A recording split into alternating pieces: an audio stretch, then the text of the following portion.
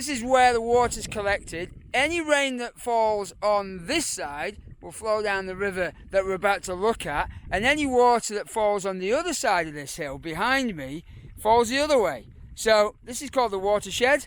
It marks the dividing line between two drainage basins, and what we're going to do today is we're going to follow the river along its upper course.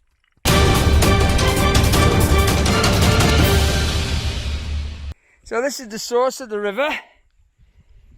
It's just a giant bog. It just holds so much water. You know, you fall in there and you're never getting out.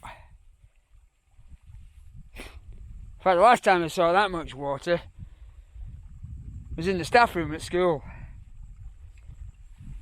So, don't try this at home. I'm going to show you just how spongy and boggy and wet the source of a river is. It's just a giant piece of peat.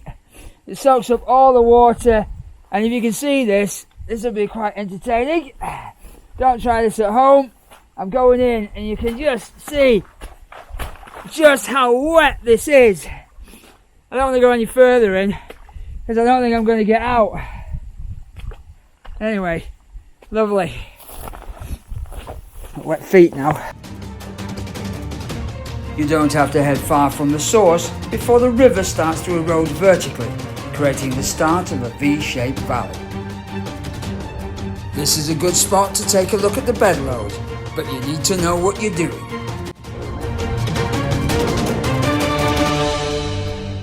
Okay, I'm going to venture into the river here. I'm going to get the camera crew. You need to stay away, because if you don't know what you're doing, this could spell the end. Got to be really careful going into the river. Don't try this at home. And I'm just going to gradually work my way down and find myself a piece that I can pick up, just checking very carefully that I don't lose my footing. Here's a piece now. This looks good. Got to be very careful when you lift it up. But just look at that. Very angular, very, very sharp. And you don't want to mess around with this, because if you do, you could get cut. And out here, there's no rescue. The erosion that's happening here is predominantly hydraulic action. Remember the sheer force of the water that shoves that air into those cracks. Also, you've got abrasion taking place, the scraping and scratching of those smaller pieces along the riverbed.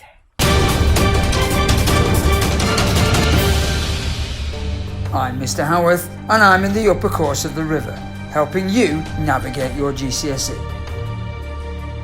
In terms of transportation, the predominant forces here, the processes are traction, which is the rolling of those bigger boulders. You've got to be careful because one could roll onto your foot. Some of these smaller pieces that you can see in the river, they might occasionally be moved through saltation, kind of leapfrogged along over the top of each other. But this is quite a small river at this point. But if you look at the load here, it's still quite angular. It's still not been made more circular, smoother, so it's still sharp and it's still dangerous. I'm going to put that little fella back where he belongs. As we work further and further downstream, the river valleys become deeper, more and more V-shaped, giving way to interlocking spurs around which the river winds. Here we start to see the formation of waterfalls and evidence of them cutting back upstream.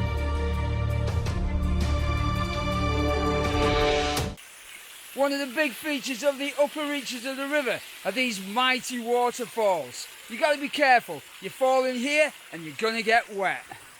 So let's see if we can make it over this lip. You've got to be really careful because it's a high step. It's approximately 30 centimetres or so from the bottom to the top.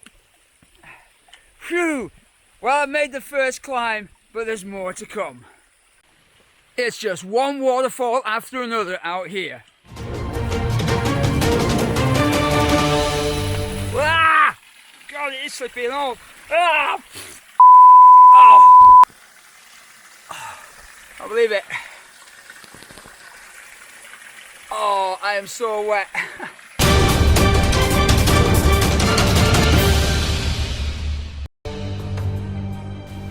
I'm still Mr. Howarth, and I'm still in the upper course of the river, although slightly wetter than I was at the start.